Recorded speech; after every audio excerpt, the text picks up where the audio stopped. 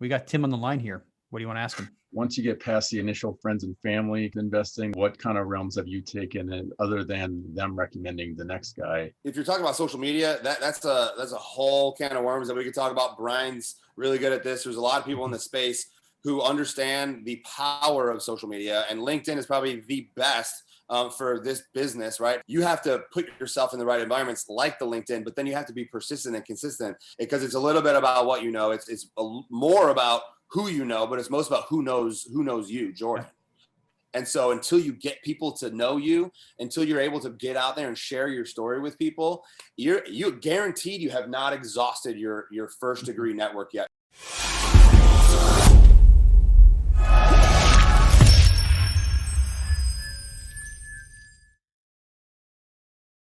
Welcome to the Diary of an Apartment Investor podcast. I'm your host, Brian Briscoe with Four Oaks Capital. I've got two amazing guests on the line today as one of our Ask the Expert episodes.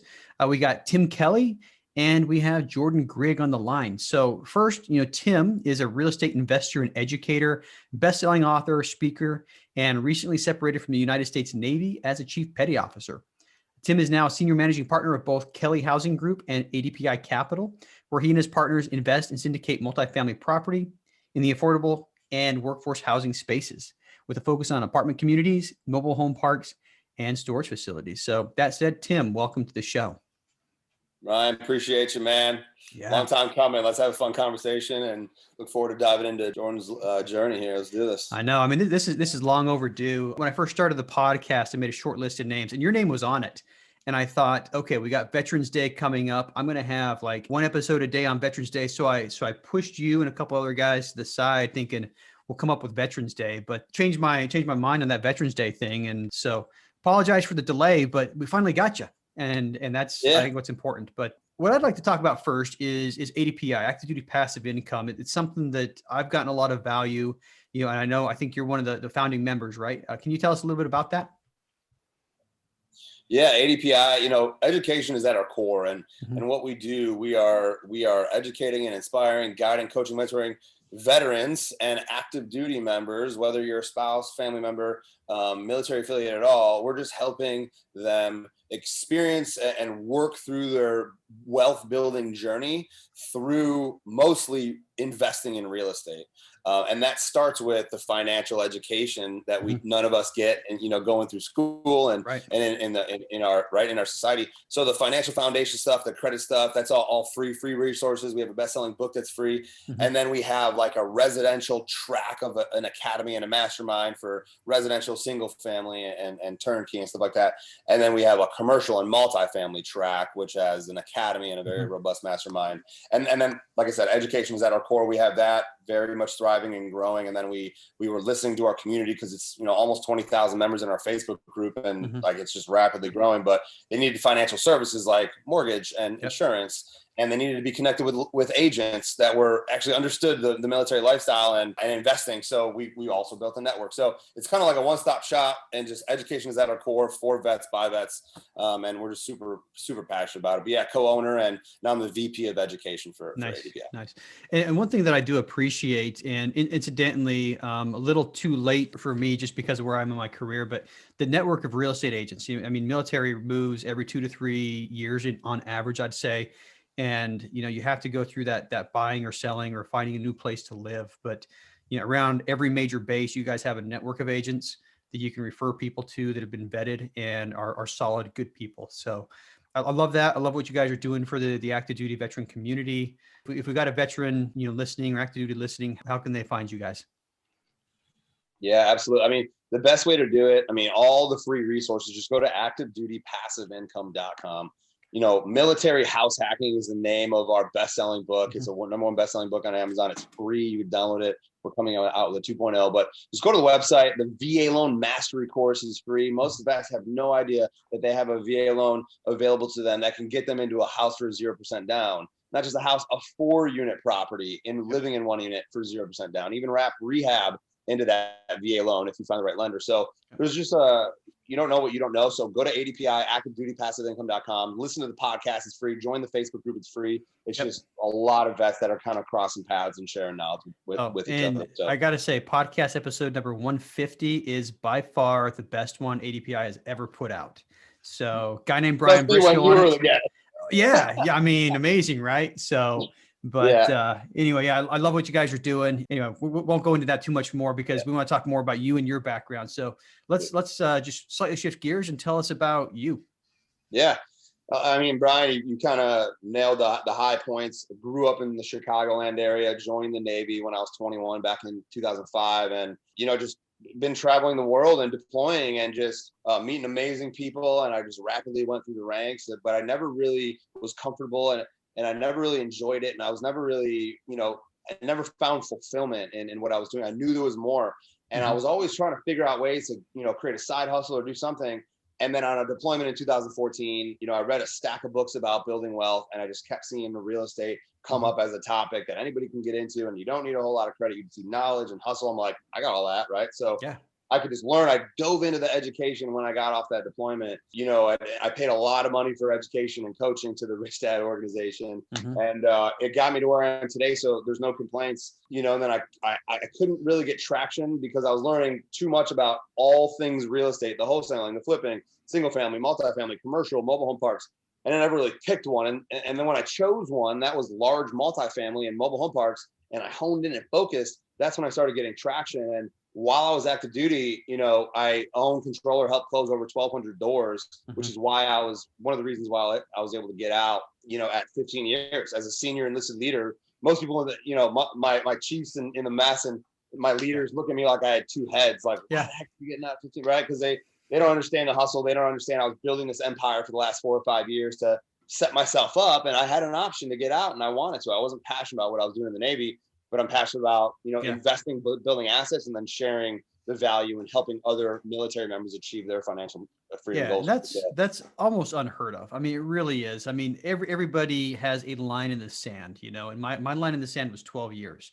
As soon as I got to that 12-year mark, Marine Corps put just the right carrot in front of me. And I'm like, all right, if anybody listening doesn't know how it works, you have zero pension, zero retirement until 19 years, 364 days. And then at that 20-year mark, all of a sudden you get a pension. So people very rarely get out of the military at their 15-year mark. But if Four Oaks was where it was now, when I was at my 15-year mark, I would have pulled the cord too. I would have popped out and been very happy and zero regrets. But end of the day, I started a little late. My deployment where I read through the stack of books about every real estate theory ever was 2016-17. And it was on the USS Macon Island. So go Navy, I guess, right? But that's right.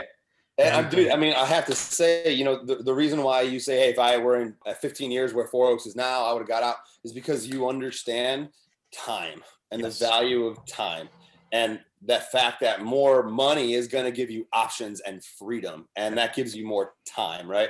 And time is really the only thing that most people are not cherishing, that I believe is the most incredibly sacred asset is our time. One thing we can't get back, and you understand that. And the most successful people on our planet are best managers of their time, and they respect each other's time, and they respect their own time. And that's why they get to where they're at, because they understand the value of time. And absolutely. I mean, you're giving up. I mean, a lot of people will focus on that pension and the money and look at giving that up. But quite frankly, in 5 years, knowing what I know now, I can create more passive income than that pension's ever going to give me. So one of my fourplexes is literally not only popping off more income gross every month that I would get as a pension by saving for 20, but it's appreciating every single year. And I get tax benefits, and I'm able to leverage other people's money to buy it. So it just, that didn't make sense to me to spend another 5 years. And my wife and I, we don't have kids yet. We're about to start having kids. I don't want to, get her pregnant and then say, hey babe, I got to go leave for 9 months, use, and, you handle business.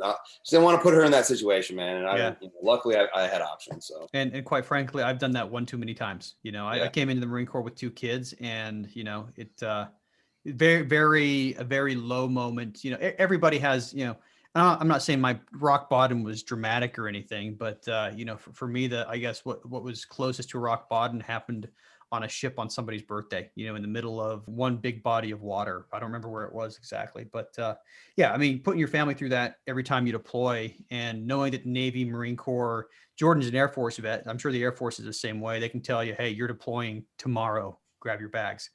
But yeah, so cool, man. So, I mean, we talked a little bit. Let's distill your big burning why. What's the reason? So if you could distill it down to a couple of sentences, what is it? Yeah. Obviously it's different for everybody, but personally it was because, of the fact that I know I have the ability to provide an incredible life for my family, their family, my generations for the next couple hundred years. One person, the decisions that I make today could literally change the family tree for the next couple hundred years in my family tree. And so that I obviously it's, did not have a financial education until I grounded through it. And I just regular middle-class family, my parents separated when I was like 8. So single mother raising 3 kids, put us all through college. And then, because she pinched pennies. So I got like a little bit of financial education from her, but the biggest why for me is that I know I can. And if I don't, that's selfish. And I know I don't even have kids yet. The minute I have kids, I'm going to have a tangible why. Yeah. A son or a daughter will be a tangible why that I see every day. I look at pictures of them. I'm just going to continue going. But because I know the more I grind, the more free time I have and I can spend with them. And real estate beautifully could offer that. And I'm living proof, because I somehow became a millionaire in the military. And I knew nothing from the very beginning, wasn't able to figure anything out. And then I had some education, had some epiphanies. And this dude, freaking simpleton from outside of Chicago, was able to become a millionaire, in the military and leave at 15, because I have multiple streams of revenue from real estate and from businesses, and I'm not special. Anybody could do it. Yeah. I know that's a long why. And seriously, obviously I'm passionate about it. But my why is because I know I could be the one to completely change, and I have to do that. Yeah. And I'll tell you, I mean, the military is not Microsoft. It doesn't make millionaires very frequently, so I would say you became a millionaire in spite of the military. You obviously don't get paid a lot as a military member, but the skills, the characters, we can go on for days and days, how intangibles. If it makes you, if the military will make you or break you. If you're the type of person that it makes you, like people who stay in and, for probably more than 8, 9, 10 years, and you continue growing and going up the ranks and everything like that. If that's you, you're designed to run a business. You are your character traits, your work ethic, your diligence, your resilience, your teamwork, your leadership, all these things that we have to harness in the military and are embedded in our DNA, transition very well in the military or in business as well. So, for those of you that are listening, man, take advantage of that, because a lot of people think the military is holding them back. If you're in the military, leverage that and be, grow as much as you can, and then in business you're just going to do that much better. Yeah, absolutely. So let's shift gears one more time here. Let's talk about some of the multifamily deals you've done. Well, I'll go with my first the first syndication that I did 3.5 years ago. When I first got to Pensacola, I bought a 4-plex the month I got here using a 2 or 3K FHA loan, and then 6 months later syndicated 42 units with some friends in the area that I met at the RIA, and 2 of them were military. One of them, Jay Helms. A lot of people know Jay Helms, the founder of W2 Capitalist. Yep. Yeah, he's right down the street from where I live in Pensacola. He's in Gulf Breeze, and him and I linked up. We found the deal, and we just went full cycle with it. We sold it, and back in November, and it was just an amazing journey. But it was a lot of lessons learned, a lot of rough patches. So I mean. I don't know how deep you want me to dive. So ask me a couple questions about that deal, and then I'll dive in. So most people who listen to the podcast are trying to get their first deal under their belt. So what was the biggest challenge getting it under contract and getting it closed from your perspective? All of that was mindset. And for me, that's why I'm just so passionate about mindset. I knew I had the education. I read the books. I paid for the education. I was in the right circles. I was going to the meetups, and I just had to learn, because it's the success triangle, ADPI, the learn, network, take action. You do those 3 things every single day, there's going to be success eventually. It's going to happen. So I already was learning, and I was networking because I was at the meals, but I wasn't intentional. I didn't have that concise criteria down for who I was, what I was looking for, what I could provide to others, right? As soon as I nailed down that elevator pitch or elevator hook, And I was able to say, this is who I am. This is what I do. This is what I could offer you. And this is what I'm looking for. And as soon as I was able to get that, I mean, that's when brokers started taking me seriously and investors started taking me seriously and potential partners started taking me seriously at these meetups and stuff. Yeah. So then I was very intentional with, we're specifically looking for multifamily deal. Like, we are multifamily investors, blah, blah, blah. So I had a really refined elevator pitch. And then I was able to find that deal through a broker relationship from our local RIA. Me and Jay found that deal, and we proved to him that we had the knowledge and capacity to close, even though we didn't have any deals done. And then we ended up connecting with the money in our RIA, partnered with a couple other guys who had more knowledge and experience. And then but I say mindset because I think anybody could work through that. It's just convincing yourself that you can. Yeah. Convincing yourself that you actually are good enough to own a large commercial multifamily property. I think 100% that's the biggest thing that will hold people back is their mindset. Their self-doubt, negative self-belief, negative self-talk. It's because of our culture and our society. It's not because of you. We're growing up in a negative culture, a scarcity mindset culture. So you have to be different. You have to, when the masses are going this way, you're probably going to want to go that way. Yeah. And so I think the mindset thing, the more I grew as a person and I was like practicing meditation and journaling and studying what the most successful people were doing in the morning routine and then what were they investing in, how are they managing their time, I just started emulating it. So you have to continue growing it and be a student of life and be a student of self-development while you're being a student of being a real estate investor as you grow. And the more you grow in both those avenues, the more value you could deliver and the more you receive in abundance. Yeah. A lot of gold nuggets there. I mean, looking back at my trajectory, my mindset held me back, for the longest time. I read Rich Dad Poor Dad once a long time ago, and he talks about commercial real estate, and I'm like, I can't do that. 100% mindset. I can't do that. Right. And when I started getting, you didn't have a reason. You just, I can't do that. I can't because you didn't know how. Yeah, I mean, right. It was basically the thought that I had is I don't even know where to start, so I can't do that, and, several years later when I decided to do multifamily, it's like I was chasing 4plexes and 6plexes, and it wasn't until I had a couple of fundamental mindset shifts that I actually had confidence comes along with it. I think you're absolutely right. Once your mind opens up to the ideas, you can get there. But if your mind doesn't open up to the ideas, it's not even possible.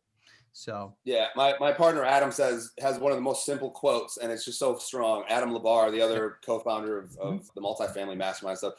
This dude, his first deal, he was stationed in Japan, still active duty. He bought a 62-unit apartment complex from Japan in Knoxville, Tennessee, with some partners as his very first deal. So if you are making excuses right now, think about what Adam did, and he's raising a family in Japan as a special agent in the Air Force, trying to figure that out, right? And now his very first deal was across the world. So he said, with education comes confidence, right? Or with education comes confidence, with confidence comes success.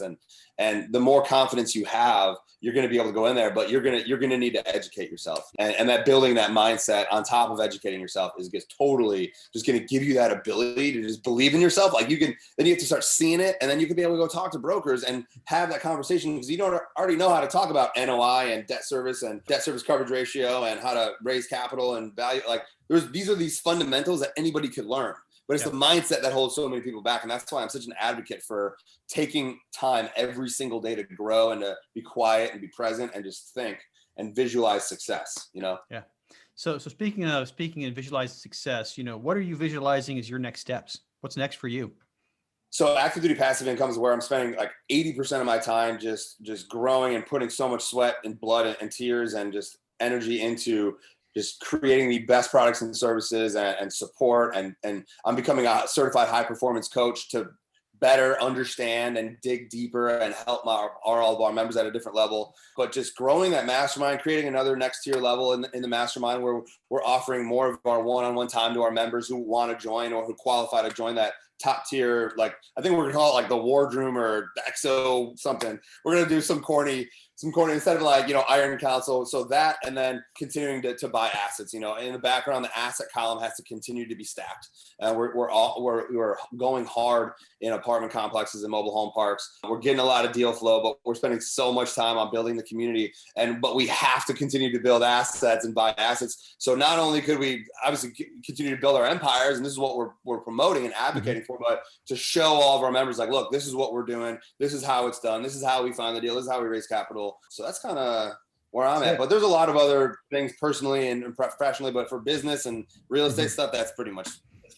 Yeah. And I know a lot of guys that are in your program. You guys started a little bit too late. And when you started the multifamily mastermind, multifamily course, you were a little too late for me. I'd already dove in with someone else, but a lot of good people. You were a Rapid Deploy member, man. I was. Yeah. You were one of the initial I was one of the members. first. Yeah. No, the Rapid Deploy is the infancy of now what is the multifamily mastermind. So you were one of the plank owners, bro. I was. And when you came out with the full course, I'd already put 25,000 into somebody else, and had you guys come out with that course, 6 months earlier, it'd be Brian Briscoe, the ADPI graduate. But I was talking about Adam. Me and Adam, when you were like, when you chose the other education and we released that, during that time, Adam was in Japan, and him and I, from 14 hours ahead, we were building it during that time, somehow syncing up, doing recording modules in a 14-hour time difference. So that was fun. But yeah. Adam's a good dude. He lives not too far from me. We actually had lunch together with a bunch of other people, last month. But all right. So let's, another quick shifting gears. We're going to bring Jordan on the line with us. Just real quick about Jordan. He's an air traffic controller with the Federal Aviation Administration. He's also an Air Force veteran and a formerly certified commercial pilot. Also flew C-130s for the Air Force, like I said, which included a deployment to Afghanistan. He is now linked up with business partner Brad Smith, founded LiftBridge Capital to continue the joint real estate venture together. So that said, Jordan, welcome to the show. Hey guys, thanks for having me. I've been really looking forward to this. Awesome. Yeah. Hey, great to have you on. Great to, be able to talk with you. I know we've exchanged, emails and texts a little bit, but good to see each other in air quotes face to face. Right. But right. So let's do this. Let's talk about you. What can you tell us about you, your background and your history? Well, you hit on some of the points. After high school, I went to college, partway through, joined the Air Force. Sadly, I have to correct you a little. I was a C-130 crew chief. I wish I was a C-130 pilot, but I hadn't made it yet. So I don't want anybody to bust me later for that. All right. Yeah. I read through that quickly and, C-130, you might as well fly it, right? I loved my time there in Afghanistan. Even it was, as you guys know, I don't know if you felt this way, but I felt like we were finally doing something that we'd trained for. It sounds corny, but it's like, you do all the mop drills 100 times, but when you're actually loading legit stuff into the back of an airplane, it feels like you're doing something. So I loved that. That it led me to the commercial pilot job. I was trying to get a job with the airlines. That was in 2009. I had just gotten married. Economy was tanking. Airlines were laying people off, so had to pivot a little, and then that's what led me to the air traffic control, which has been great. I'm happy that worked out that way. It's been a good fit for my family. I like the job, and that's what led me here to Colorado. Nice. Yeah. And talking about, the deployment, it's almost like, being on a football team and you just want to get in and play, so when you're deployed, when you're in Afghanistan, Iraq, or Middle East, or whatever country you're deploying to, when you're not deployed, it's almost like you're sitting on the bench, waving your hand in the air saying, put me in, coach. Right. I mean, but 100% agree with that. I mean, obviously deployments take tolls on families, but end of the day, that's why the military exists. So, but that said, thanks for your service and all that you do. And so you're Denver now, Federal Aviation or FAA Air Traffic Controller. I hear that's one of the most stressful jobs there is. I mean, what do you think? That's what everybody says. It has its moments for sure. Weather comes in or some strange situation happens. Those are the times, like a firefighter, that's what they get paid for, those moments, other moments, not so bad. I don't know. I say a lot of jobs are stressful. It's just how you manage it, but it's challenging enough to that I enjoy it. Yeah, I know. I've worked with air traffic controllers, in the military quite frequently, and I know there's a whole specific set of rules for the FAA controllers to follow. And unfortunately, just like the aviation community, those rules are literally written in blood. They're almost always written because, an airplane crashed or somebody died because, and then in the investigation follow up is like, hey, we're going to come up with this rule to prevent this from happening again. But Anyway, so let's talk about something a little more exciting, than FAA and stuff. How about multifamily? What got you to pursue apartment investing? Well, I started with real estate just like anybody. My first house that my wife and I bought early in our marriage, we came time to sell. Our family was growing, and we decided to keep it as an investment property and instead of selling. So we've been self-managing that since, which has been a great experience. We've been able to learn, some of the ins and outs of that on a smaller scale, but it's been good. Honestly, it started off just like a way to supplement income. I never thought I would be a quote unquote real estate investor, right? I just was trying to supplement my income, but then like a lot of people's situation, it kind of piqued my interest. And at the same time, my friend that you mentioned, Brad Smith's now my business partner, he was kind of doing the same, but he flipped a couple of the houses that he and his family had lived in, like a house hack kind of thing. And then we both kind of mutually came to that point where we realized, there's something to this. We want to take another step, do something. And so we came together and actually bought a cabin in the Smoky Mountains, and we're running it right now in the short-term vacation rental market. Nice. So that's been fun and exciting. It's new things that we both had to learn, and also good for our partnership because we find things that I was good at, things that he was good at, things that we can be more efficient by splitting up the work. Yeah, definitely a little test drive before you get into the bigger stuff. It was. And honestly, that was the beginning. The bigger stuff wasn't even on the radar. Originally, we were thinking of just trying to scale that into a larger supplemental income situation. But for a number of factors, we realized that growth is kind of limited. Started doing some more research. And eventually, that led us to multifamily apartments and believing that that's the most powerful avenue for our end goal here. Awesome. All right. Now you talked a little bit, you kind of wove, this why in and out of the narrative. But if you could distill your why down to a couple of sentences, what would it be? Well, similar kind of what Tim had mentioned earlier about time, but it's kind of twofold for me. Number one, family. It's not uncommon, but as much as I love my job, like the military, as you guys know, it's a 24/7 situation, weekends, holidays, nights. The vacation rules are strict, and I've got 2 young sons now. So looking to, very similar to what Tim was saying, looking to be able to do something that's going to pave a way for me to be a part of their life as much as possible and create a life for them in the future.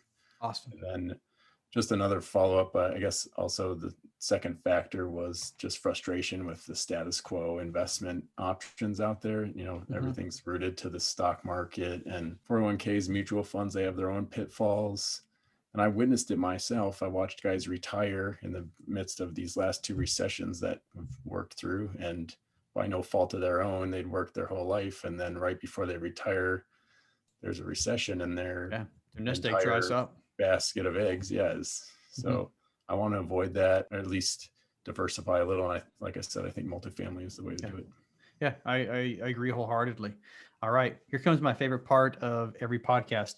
Jordan, we got Tim on the line here. What do you want to ask him?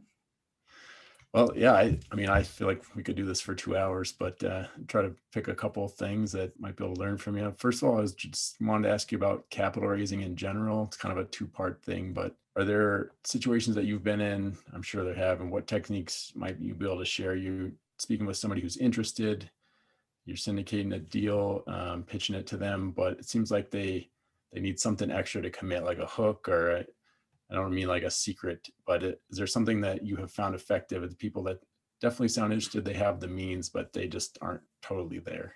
Yeah, this is, I'm glad you're bringing, first of all, raising capital up. That's definitely one of my strengths, and what, all the roles you could play as a GP.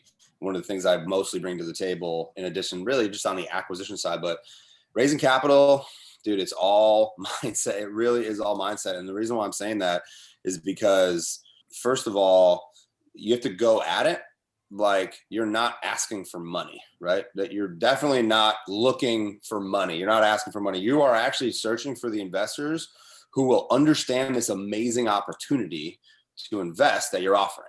So if you go at it like, look, I have this amazing opportunity for you. Let me explain to you exactly what's in it for you, but like before that, before you even pitch it to them, you need to dig into their background in real estate and what their goals are. Because if their goals aren't specifically to invest in the deal that you have, that you're offering, why would you even waste time and talk to them? Right? So understanding the investor before you even have this phone call, you're going to eliminate 70% of them, right? Then the people that you actually have those conversations with, you get to know them, you understand their goals. Let's say, hey, I'm actually looking to invest in blah, blah, blah, blah, whatever that asset class is, whatever the opportunity you're investing. And then you simply just explain it to them, simplify it, as long as you're Barney style, breaking it down Barney style so a 5-year-old can understand. You give me 50K, you give me 100K. This is exactly what's in it for you. You're going to receive quarterly distributions. You'll have monthly emails with updates, and you're going to get a return, blah, blah, blah. And then, plus tax benefits, and you'll receive a K1 to help you reduce it. So you have to walk them through, like you're educating a 5-year-old on this. And a lot of times that's what you're doing. You're educating them. So then they understand, what you're talking about, because the minute they realize that you know more than they do, they'll probably start figuring out if you're ethical, if you're moral, and then they're going to just trust you. Because a lot of times they're investing in you more than they're investing in the deal. And to answer your point more precisely, or your question more precisely, if you can't tell what it is, there's no secret. Just ask. What is your interest level on a 1 to 10 scale right now today? One of the best questions you could ask before you get off the phone, because then you're not left wondering what the heck, how interested are they, right? Hey, you've already given everything. This is pretty cool. I'm pretty interested. Well, give me an idea, on a scale from 1 to 10, what is your interest level? And just shut up and listen. Mm-hmm. And then if they say 5 or less, then okay, no problem. Well, what will it take you to get to a 10? And then at that point, if they're 5 or less, they're probably gonna be like, nah, probably not a whole lot. I just don't even have the money. I don't even know what I'm talking to you right now, right? But like if they're like 8, 9, 10, if they're 8 or 9, what will it take to get to a 10? Well, maybe I need a little bit more clarification on this. Maybe I need a little bit more clarification on that. And then, hey, okay, let me break that down to you a little bit more. I'm sorry if I didn't, clarify that. Here, check it out. Boom, boom, boom, boom. And then you walk them through it. What is your interest level? What will it take to get to a 10? If they're a 10 out of 10, excellent. I'm going to send you wiring instructions today, because that's the real decision point where half your investors are going to back out. When you actually give them wiring instructions and they are asked, and you give them a deadline to wire, I would say only about half of them will actually invest. And I'm sure Brian can attest to that. Okay. But what is the scale 1 to 10? What is your interest level? What will it take to get to a 10? And then you can't get off the phone without asking, how much are you comfortable investing today? Like a dollar amount. You have to know, do they even have 25K or 50K or whatever your minimum is, right? Yeah. And so then you'll be able to know that. And while you're listening to all this, you're documenting everything. You are documenting everything because you're building your investor database. Right. Every single name, email, last name, phone number, the last time you talked, are they an accredited investor, a sophisticated investor? What is their interest level? Okay, then you focus more time on the 8, 9s, and 10s, and you immediately 48 hours later will follow up. It's all about the follow up. Sometimes they're going to say no. All right, fine. Like no. Okay, like the same person. You just got to follow up with them and be persistent and be annoying. Like reach out to them more than you want, and until they tell you to stop, right? Or until they answer your questions. What is your interest level? Mm-hmm. What will it take to get to a 10? How much are you comfortable investing? You don't get off the phone with them until you have all 3 of those questions answered. I think that's good, solid advice. One thing that we try to do is get them to say yes several times, and with less and less. I mean, the first yes is always with no pressure. Does this sound like something you'd like to do? And if you can get a soft commit with no real deal, and a lot of people will pitch a sample deal package or something like that for you to use. If you can get them to say yes without a real deal in front of them with no pressure, you're much more likely to get another series of yeses. And typically by the time we hand out wiring instructions, we're probably over a 90% close rate at that point, but that's just going through the yes, but a lot of gold nuggets there. Good, solid answer there. Sorry. The other thing I just wanted to mention too was, you have to understand what investor are you talking to? Are you talking to the left brain investor or the right brain investor? The more analytical, I already know you're more analytical than for sure than I am, but I would say you're more left brain, Jordan, than average. Like you're predominantly analytical, data driven, numbers. I assume if more so than the right brain, like me, the sales, promote, visionary. I'm a musician and I love music, and I'd rather have that that, well, what's in it for me? How is this going to improve my life? But the left brain investor needs to know the numbers, the data, the demographic research, and maybe how many, the data of the bio for each GP. And they're going to probably do more vetting of the GP team. So, and you got to understand yourself too. If you're raising capital for a deal that's just on your own residential, cool. But that's the beauty of the large scalable multifamily. If you really don't feel like learning how to raise capital, it's probably not for you, right? It's probably for somebody else. You got to find that partner that has that capital raising expertise. So, and you might be an amazing capital raiser. You won't really know until you go try and listen to the advice Brian's given you and read a couple books on it and hone your education focus that you allot X amount of time per day on education. Hone that focus on how can I learn to raise more capital? How can I learn to raise more capital? I could even give you the raising capital module in our multifamily academy for free, man. Hit me up after this. I'll just give that to you. And I walk you through my elevator pitch. I walk you through all this kind of mindset stuff that, and same with Adam. Me and Adam Labar teach it, and he throws in a lot of nuggets too. So, but yeah, man, any follow-up stuff to that? I mean, hopefully that helped. No, it was very helpful. Yeah, I appreciate that. One quick follow-up is once you get past the initial friends and family kind of investing, that's kind of where we are, Brad and I. What kind of realms have you taken, and other than them recommending the next guy, have you fenced another good avenue? Actually, let's go back. How clean is your partnership agreement? Do you have roles and responsibilities divided up yet? Who's going to do what? Are you kind of just figuring it out along the way? Well, it started that way, but it's much more defined now. Yes. As far as the capital raising, though, we're new. As far as the contact list, that's kind of something that we're both doing at the same time. So yeah, you're trying to figure out maybe who's stronger, or if we could both do it. Yeah. And we have separate avenues we can pursue individually, So do you think his personality is more right brain, like that would be able to sell, pitch, kind of talk to people, or is he more left brain, kind of analytical like you? I'm going to say both. He used to sell Cutco knives. So, I mean, he's got that kind of, That's awesome. Dude, the guy that I just sat and had lunch with just said, yeah, my son's becoming a real estate agent. It's cool. He's got sales experience. He was selling Cutco knives for a while. It's just like, weird. Not a lot of millionaires from that, but I don't know. I think he's comfortable in that, but he's also, I mean, he's a construction manager in the project commercial world. So he deals with a lot of numbers as well. So, hey man, a lot of high level CEOs are like a very clean mix of left brain, right brain. They really are. So I just wanted to make sure I had that tracking. So the question was, when you're going from like 506B, sophisticated friends and family, to 506C, what was the actual question when well, it could still be 506B, maybe not pitching specific deal, but like LinkedIn or other avenues other than friends and family? Are you meeting other, like your personal, your close personal network? What happens when that well dries up? Right. Oh, okay. Like where could you find more accredited investors, basically? Yeah. Sure. Okay. So, I mean, if you're talking about social media, that's a whole can of worms that we could talk about. Brian's really good at this. There's a lot of people in the space who understand the power of social media, and LinkedIn is probably the best for this business, right? Facebook is fine, but the Facebook groups is where you're going to be networking and find the right people. You have to put yourself in the right environments like the LinkedIn, but then you have to be persistent and consistent. Like Brian is he's consistently on there adding value, engaging with people. And so that's how people know who Brian is, because it's a little bit about what you know. It's more about who you know, but it's most about who knows you, Jordan. And so until you get people to know you, until you're able to get out there and share your story with people, you're guaranteed you have not exhausted your first degree network yet, because guaranteed most of them don't even know that you're in real estate. Could unless, please correct me if I'm wrong, but are you the type of person that's already been on social media and letting people know like what you're up to, and I'm in real estate, I'm doing this is what I could add value in, and this is what I'm looking for? Like, do you have some kind of regimen like that yet? Well, no, you're right. I mean, that first round is definitely not exhausted yet.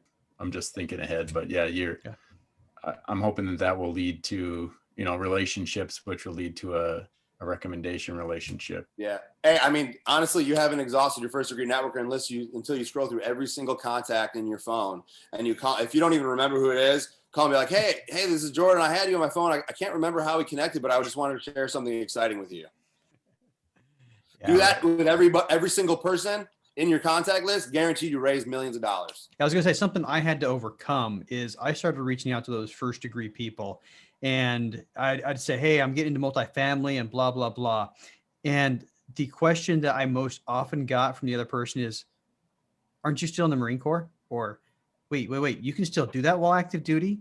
I mean, that was literally the question I got more often than anything else. And so I started looking to change people's mind about who Brian Briscoe was.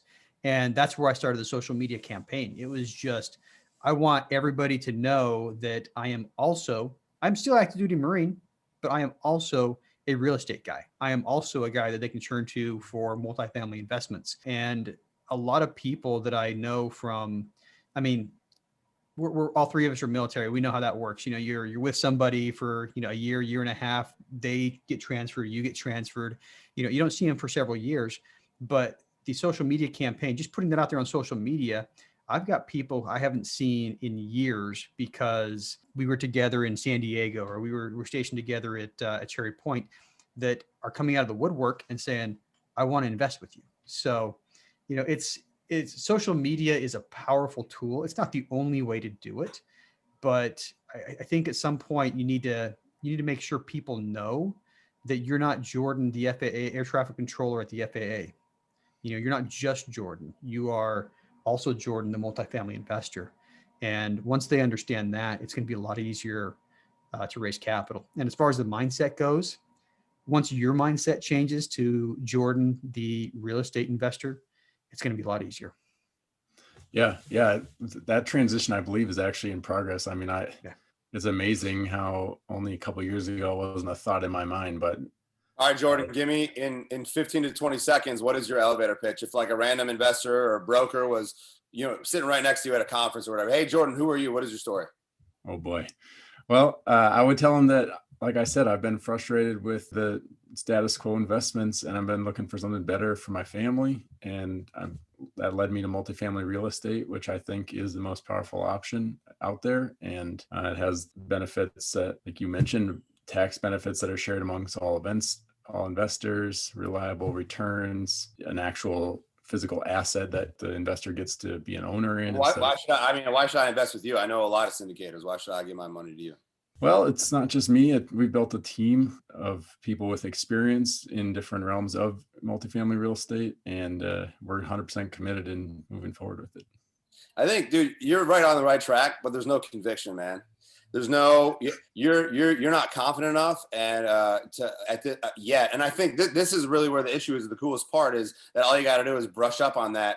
Literally write out a 15 to 20 second elevator pitch and say it 1,000 times over and over. And for me, it's like you sounded like you're really frustrated and you're trying to do something. And like, that's what it sounds like. You have to convince yourself that you are a multifamily investor and that you plan on closing X amount of deals within the next 12 months. If you don't believe that, you're not going to be able to convey that to your investors. Until you deep down believe, I have that visualization, I will be closing, at least one deal. And you have to have the conviction. And then when you say, my partners and I invest in and syndicate real estate in the affordable and workforce housing spaces, we focus on apartment communities and mobile home communities. And we're always looking for partners, and we're always looking for investors to offer double-digit returns to, and tax benefits and ownership through K1s. So I'm always looking for partners, and I'm always looking for deals. How can we collaborate? And I wrote that down, and that's what, is in the Raising Capital module. And you just have that, steal it word for word if you want, but like be more precise. And that right there is your hook. When someone's actually interested, that right there is going to be the hook to allow them to want to sit down with you and have a conversation to learn your entire business model. Does that make sense? It does. Yeah. That's good feedback. Yeah, dude. So you have to be more confident.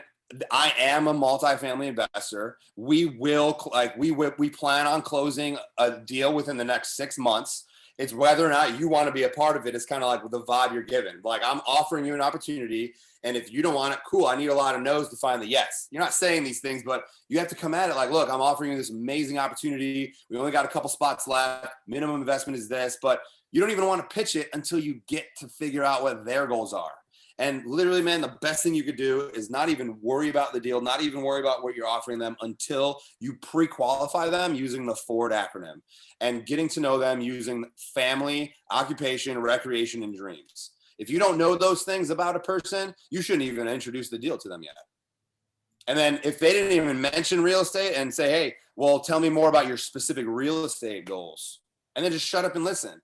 And they might say, yeah, all I'm really looking forward right now is maybe an RV portfolio, or I'm looking to invest in a single family home portfolio. And if that's not what you're, oh, okay, have you ever considered investing in this asset class? Then that might be, but if they're stuck on these asset classes, confirm it, and then say, hey, no problem. I'm going to keep you in my database.